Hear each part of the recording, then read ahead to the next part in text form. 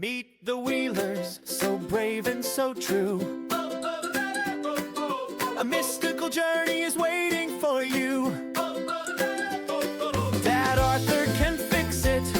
Mom Ellie can steer. With Max and with Lily, there's nothing to fear. Barley's our dog, a magic retriever. 3 wishes a day for the magic believer. I'm Elias, your guide to this grand library. Buckle up, friends. Let's make history.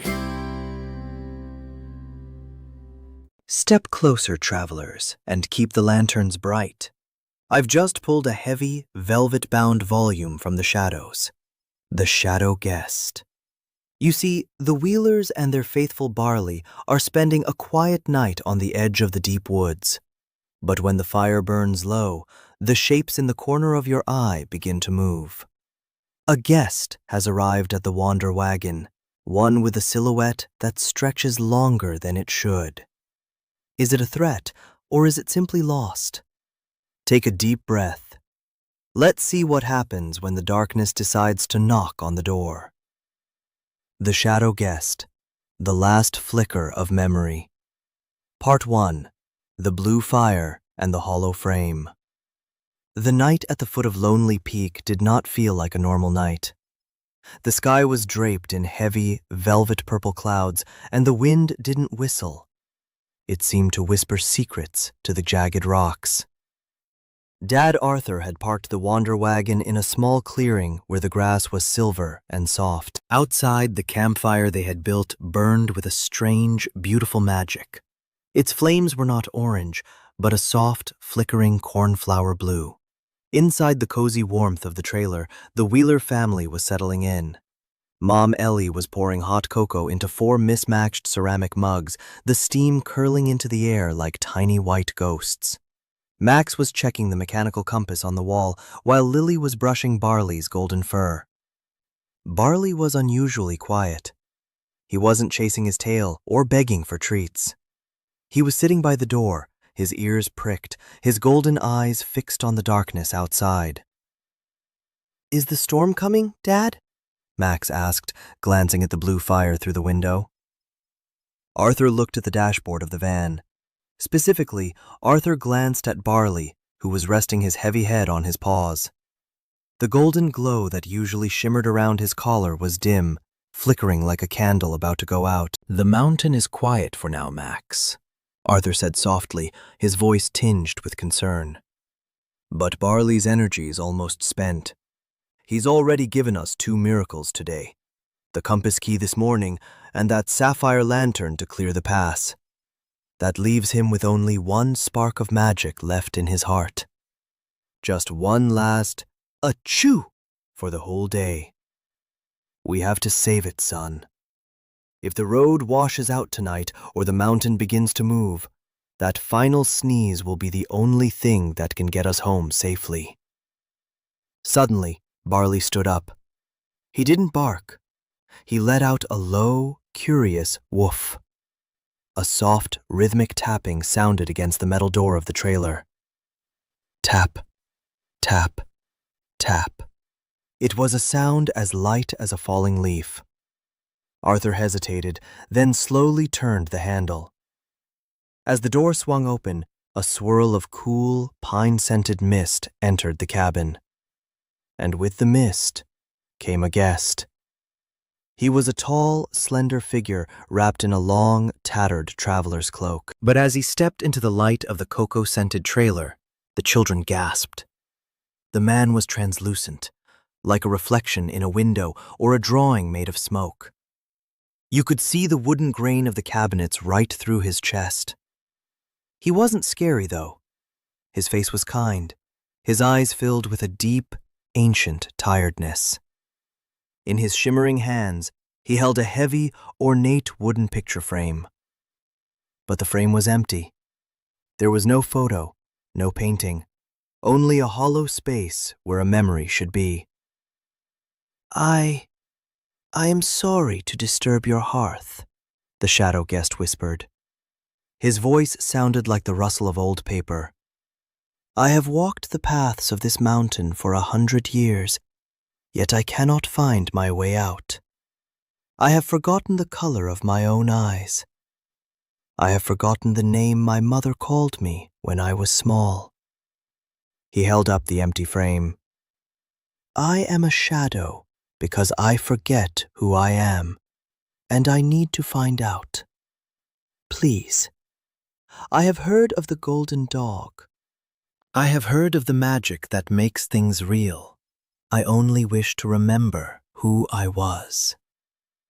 The trailer fell silent.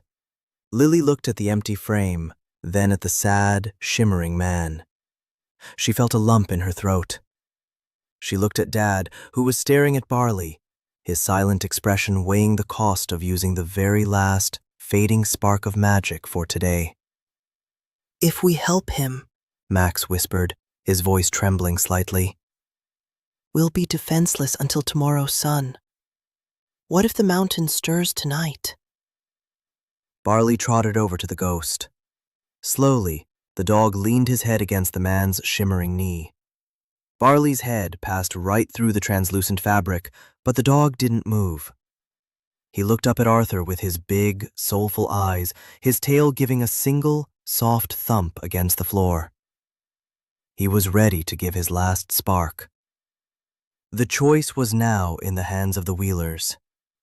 The Shadow Guest, the last flicker of memory. Part 2, the scent of bread and the weight of choice. The silence inside the Wander Wagon was so thick it felt like the fog from the lonely peak had crept into their very lungs. The golden glow of Barley's collar pulsed weakly now, like a fading heartbeat, warning them that his magic for today was nearly spent. One last sneeze. One last spark of creation. Max gripped the edge of the wooden table, his knuckles white. He looked at the Shadow Guest, who stood near the stove, his form shimmering like a reflection in a disturbed pond. Dad, Max whispered, his voice cracking. The peak is famous for its sudden rock slides. If the mountain moves tonight and we've spent Barley's last charge, we can't clear the road. We'll be trapped in the blue frost until morning. Dad Arthur didn't answer immediately. He looked at the Shadow Guest, then at his wife. Mom Ellie was still holding the warm cocoa pot, but she wasn't pouring. Her eyes were fixed on the empty wooden frame the ghost held so tightly. It was a heavy, ornate thing made of dark oak, but its center was a hollow void, a window into nothingness. I have forgotten my daughter's laugh, the Shadow Guest murmured. His voice was like the sound of dry leaves skittering across a porch. I have forgotten if the roof of my house was red or gray. I am a traveler who has lost his map, his name, and his heart. Lily stepped forward, her hand reaching out. She stopped just inches away from the ghost's translucent cloak. She could feel a faint, cool breeze coming from him, like the air from an open cellar. He isn't just a ghost, Max, she said softly, her eyes shimmering with tears. He's a story that's being erased. If we don't help him, the mountain will swallow the rest of him by dawn. Barley gave a low, soulful groan. He was still leaning against the ghost's legs, his golden fur passing through the spectral fabric. The dog looked at Arthur, then at his glowing pendant on collar, and gave a small, determined woof. He knew exactly what was at stake. He was a protector, yes, but he was also a bringer of things that were lost. Being a traveler isn't just about moving from one place to another, Ellie said, finally setting the pot down. Her voice was steady and warm. It's about the people we meet on the way. Arthur, we've always said the Wander Wagon is a sanctuary. If we turn him away to save ourselves a bit of trouble, are we really the explorers we think we are? Arthur sighed, a long sound that seemed to carry the weight of the whole mountain. He looked at the red needle, then at the sad, flickering man. He reached out and ruffled Max's hair. The boy is right to be careful, Arthur said. But your mother and sister are right to be kind. We'll take the risk. We'll stay awake tonight and watch the road ourselves." The shadow guest bowed his head, a silver tear, translucent and bright, rolling down his cheek before vanishing into the floorboards. "Now," Ellie said, kneeling in front of the ghost, "close your eyes. I know you've forgotten your name, but try to remember a feeling. Not a fact, not a date. Just a feeling. What was the best smell in your world?" The ghost closed his eyes. His form flickered violently, like a candle in a gale. He struggled, his brow furrowed in concentration. For a long moment, nothing happened. Then, a tiny, faint smile touched his lips. "The smell," he whispered. "Yes, the smell of fresh bread. Warm, crusty loaves pulled from a stone oven, and the sound of a small bell above a door. A bakery. I had a bakery." As he spoke, the empty frame in his hands began to vibrate. It wasn't magic yet, just the power of a memory trying to claw its way back into reality. Barley stood up, his tail beginning to wag in a slow, heavy rhythm. Thump, thump, thump. He moved toward the ghost, his nose twitching, his golden collar beginning to hum with the very last of its golden light. The air in the trailer grew warm, smelling faintly of yeast and toasted flour. The last spark was ready. The Shadow Guest, the last flicker of memory. Part 3. The Golden Crumb and the Open Door. The atmosphere in the Wander Wagon had shifted. The smell of baking bread grew stronger, thick and yeasty, mingling with the sweet scent of the cocoa. It was a smell of safety, of early mornings and flour-dusted aprons. Barley stood in the center of the small living area, his legs braced wide on the rug. He was ready. The Shadow Guest gripped his empty oak frame with translucent knuckles. His form was flickering faster now, pulses of light running through his misty cloak like lightning through a summer cloud. "I remember," he gasped, his voice gaining a sudden melodic chime. "The bell! It was a brass bell above the door of the bakery on Willow Street. And my daughter, little Sarah, she used to steal the warm crusts when I wasn't looking." Lily grabbed Max's hand. They watched as Barley's head began to tilt back. His eyes were squeezed shut, and his nose was twitching frantically. The golden light from his collar began to leak out, flowing like liquid honey toward the empty space in Shadow Guest's hands.